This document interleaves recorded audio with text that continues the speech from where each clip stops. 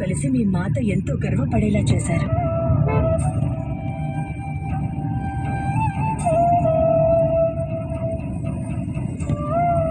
అర్జున, ఈరోజు స్వర్గంలో అందరు పూర్వీకులు తప్పకుండా మీ పితృదేవులపై పుష్పవర్షం కురిపించుంటారు.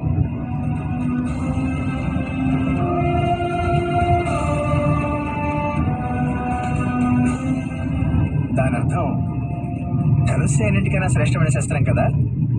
ఇదే చెప్పాను భ్రాత భీమునికి. నీ చేతిలో ధనుస్సే శ్రేష్టమైన దక్షిణ, అలాగే భీముని చేతిలో గద శ్రేష్టమైనది. మీరు కుశలం కదా మాత? ఇక్కడికి వస్తున్నప్పుడు మీరు స్పృహ తప్పారని మాకు తెలిసింది. ఇప్పుడు మీ ఆరోగ్యం ఎలా ఉంది మాత?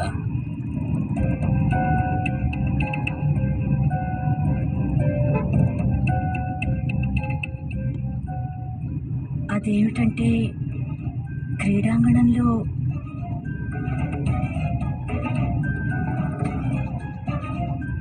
అప్పుడు ఆ సమయం